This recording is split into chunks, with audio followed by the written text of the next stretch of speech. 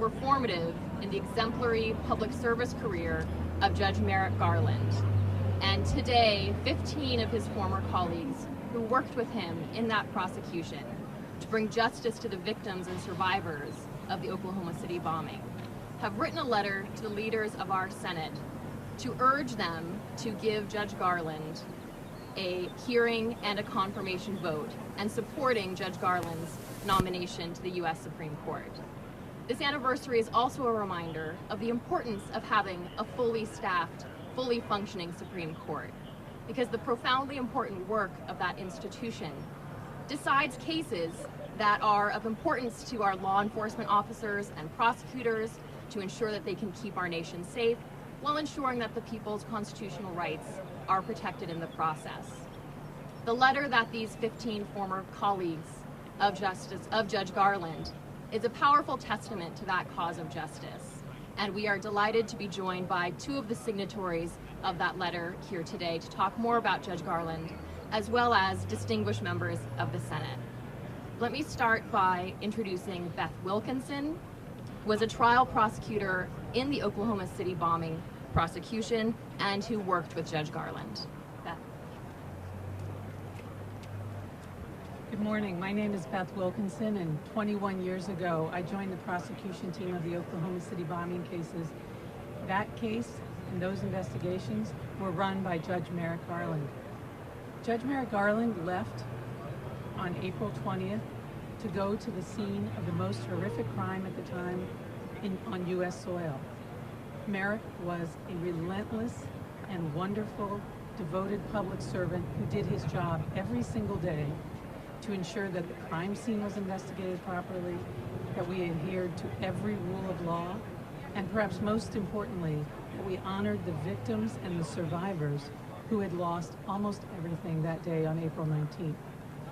Merrick worked for a month at the scene, walking with the victims, law enforcement, and citizens to ensure that everything that was done by the book and done on behalf of the United States. I want to tell you about one particular incident. You may recall that the building was almost destroyed in the bombing, but there was a shell that remained. A few weeks after the investigation was completed, Merrick and many of the victims and survivors got onto a rooftop of the building across the street from the Murrah building and watched as the building was collapsed due to safety concerns. He sat there that evening and day with the victims and talked about what had happened to them and their families. When Merrick returned to run the prosecution team from Washington, he told all of us that were involved for the next 2 years and who tried the case that we should never forget about what happened to those victims, the survivors, and their families, and that the best thing that we could do for them would be to honor them by following the rule of law and prosecuting the case properly. I know Merrick not just as a public citizen, but also as a private person, and how he conducts himself in his job every day is exactly how he conducts himself in private. He's an honorable, honest, and wonderful man, and I hope that the Senate will do its job and give Merrick a fair hearing so that everyone in the United States can see what a wonderful, honest, compassionate, and fair justice Merrick Garland would be. Thank you very much. Thank you, Beth. It's now my pleasure to introduce Senator Blumenthal.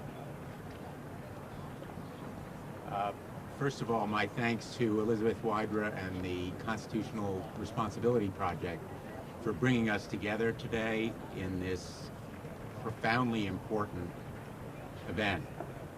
It is the anniversary of the Oklahoma City bombing, and I'm pleased to be joined by another prosecutor. I served as U.S. Attorney in Connecticut for 4.5 years, 1977 to 81, and then I was Attorney General of our state for 20 years. And Heidi Heitkamp, who joins us today, was a colleague during my service as Attorney General when she was Attorney General of North Dakota.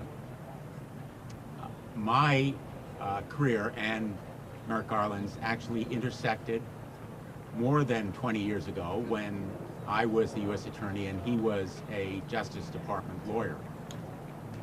And I have known him since then, following his career, not only in the Oklahoma City bombing, but as a judge as well as a prosecutor. His public service is of one piece. It is dedicated to the rule of law. And his service during the Oklahoma City bombing exemplified what is best about the best prosecutors. A dedication to the rule of law, a devotion to doing justice.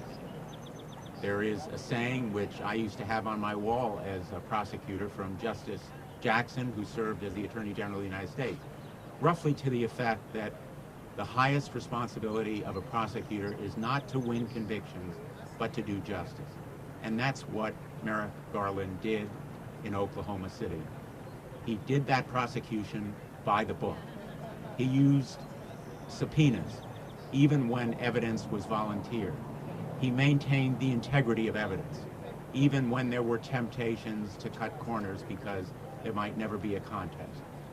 He did that prosecution absolutely consistently with the rule of law, and he upheld the integrity of our justice system. And he vindicated the interests of victims, not only by keeping in touch with them, letting them know what he and other prosecutors were doing, but also by getting the right result. The very distinguished lawyers who are here with us today involved in that prosecution not only did much of the work, but came to know Merrick Garland as a professional and as a person. And so their opinion really counts for something here. But the point is that Merrick Garland did his job. He did it by the book. He did it above politics. And that's what the Senate should do now. Do your job. Do it without regard to politics. Do it by the book. That's what you owe the American people, just as Merrick Garland did his job 20 years ago in the investigation and prosecution of the Oklahoma City bombing. And I am proud that he sought justice, providing a model for all of us here today. And my hope is that the continuing and resounding drumbeat of public opinion from Americans will persuade the Senate that he should have a hearing and a vote, and that perhaps even the United States Supreme Court will express its opinion that there should be a hearing and a vote, because they are suffering the effects, the American people are suffering the effects of potential 4-4 ties on critical legal and practical issues confronting and challenging our nation at this time. We heard an argument yesterday, shouldn't say we, but the court heard an argument yesterday in a profoundly historic case that may determine the fates of 4 million people living in this country, as well as the fabric of our law to come. There should be no risk of a 4-4 tie in that case or any other. And my hope is that the Senate will do its job and will provide a vote and a hearing. Thank you.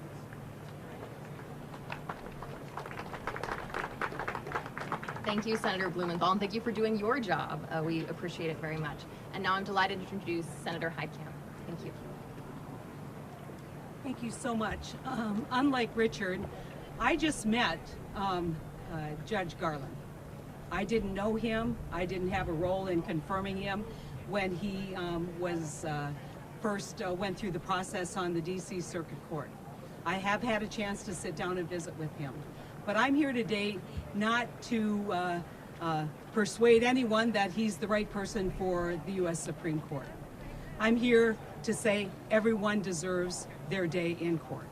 Everyone deserves their opportunity to make their case.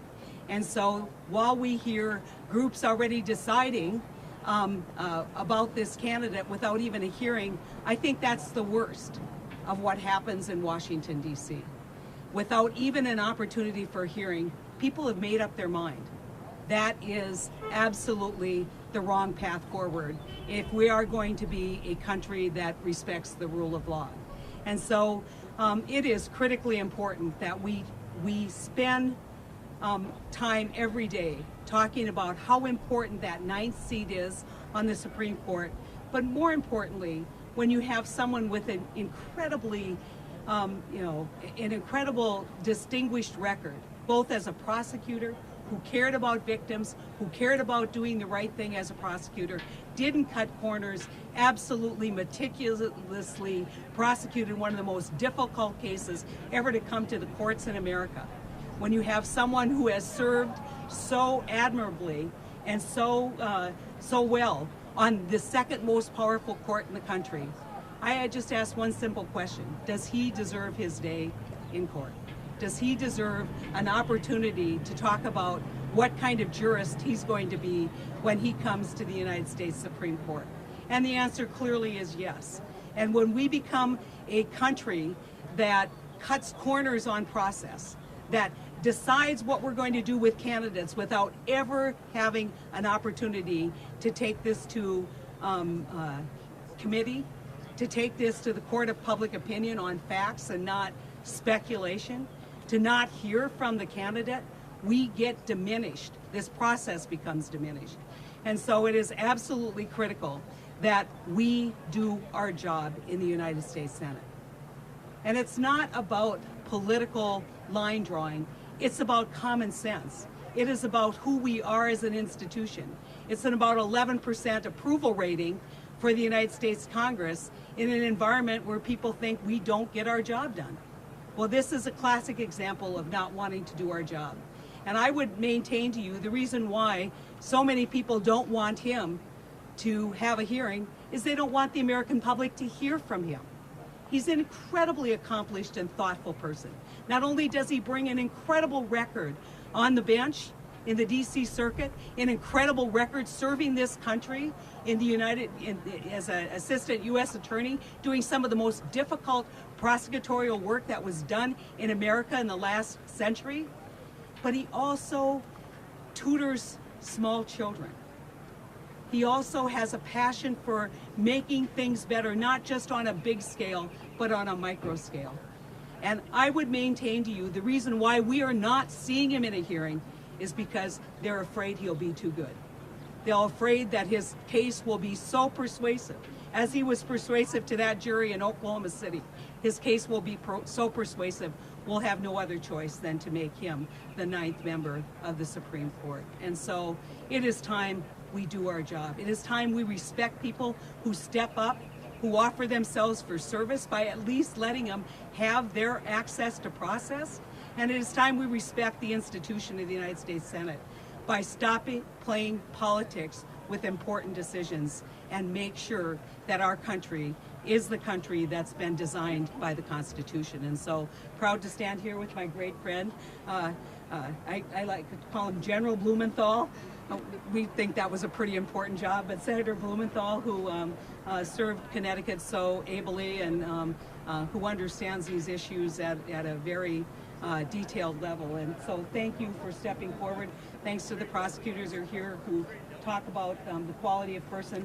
But just remember this, there's a reason why they don't want a hearing.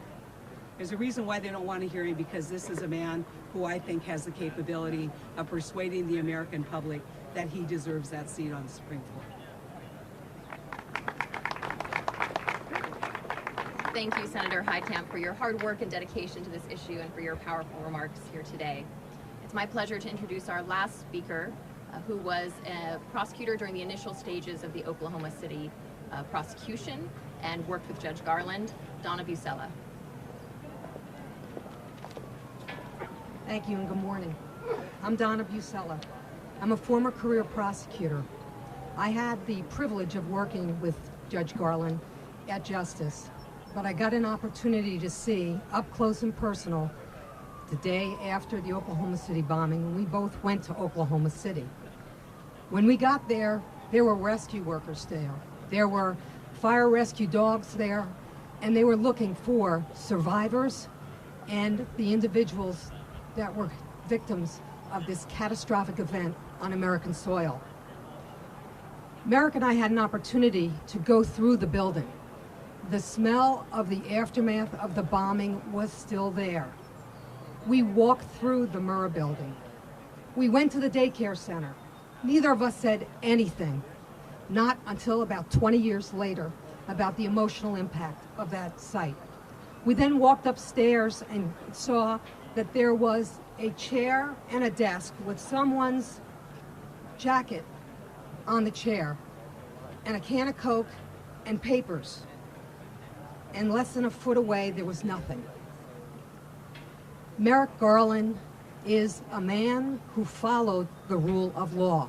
He is dedicated to following the rule of law.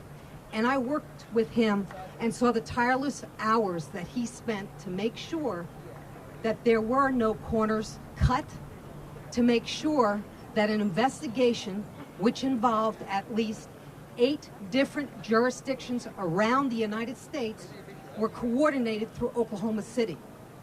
As you heard Beth say, he was committed to that. Why?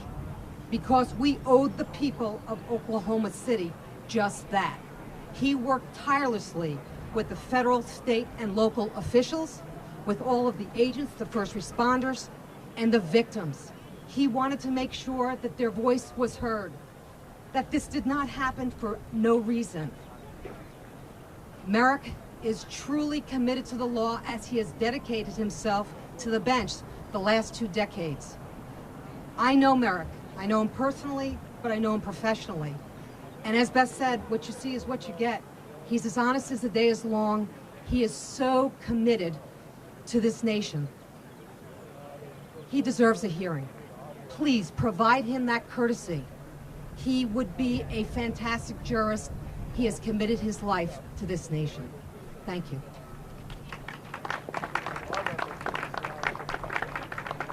Thank you, Donna, and to everyone for their powerful remarks here today. The 2 prosecutors you heard from this morning, they did their job when they ensured that the victims of survivors of the Oklahoma City bombing were provided justice. Judge Garland did his job when he worked to ensure that the perpetrators of the Oklahoma City bombing were held responsible fairly and justly. And now Judge Garland's colleagues have written to the Senate leaders today to ask the Senate, to urge the Senate to do its job and give Judge Garland the hearing and vote that he deserves. Thank you so much for joining us. We'll open it up to any questions if there are any this morning. Yes, sir.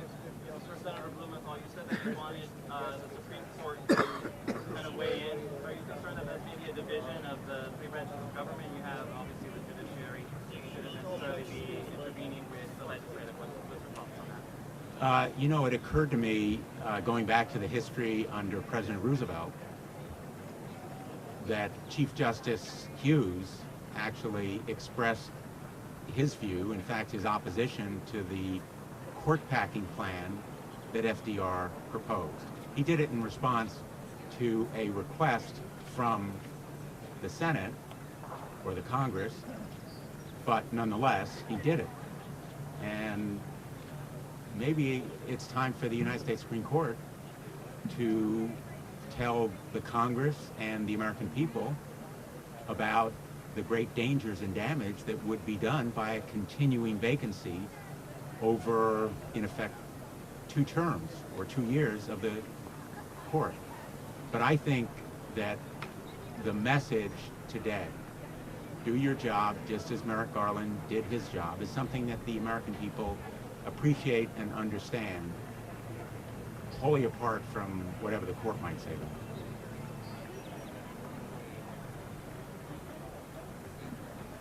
Thank you, Senator. Any other questions?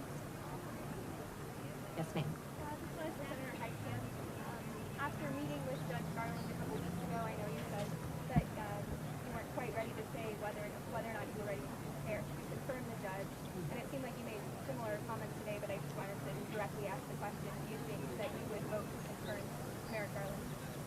For me, part of the due diligence is to watch that hearing.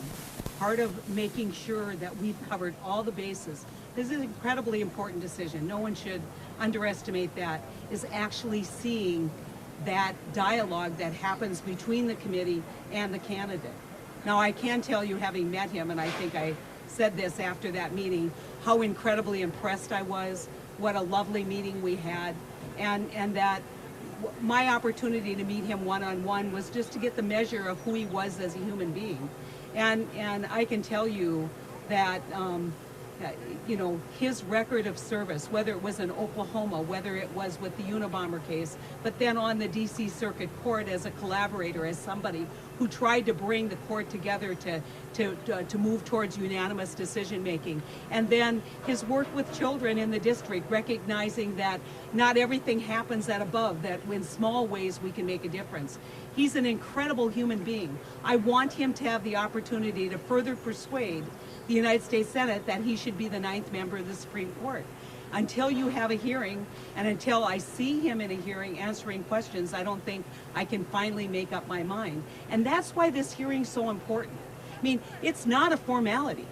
It is a job interview that the entire country will have an opportunity to see. The entire country will have an opportunity to weigh in and then make their decision. But if you don't have that interview, you will never have an opportunity to fill this vacancy. And this idea that well, it's all good. When next time, is it 2 years out?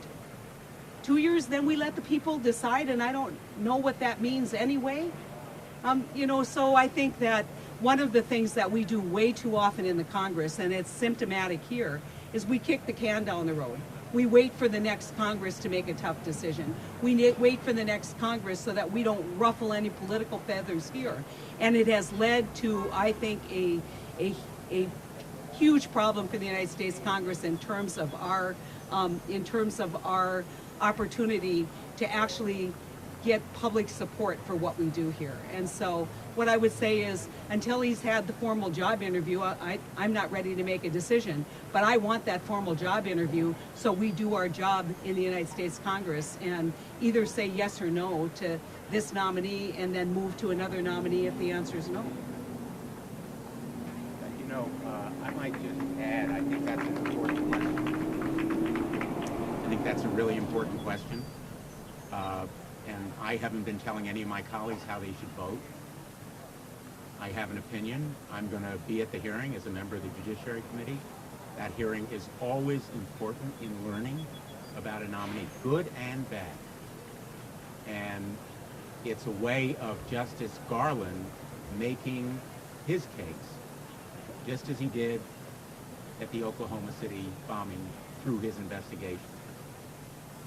And what's common to both is finding facts, respecting the law, and doing the job.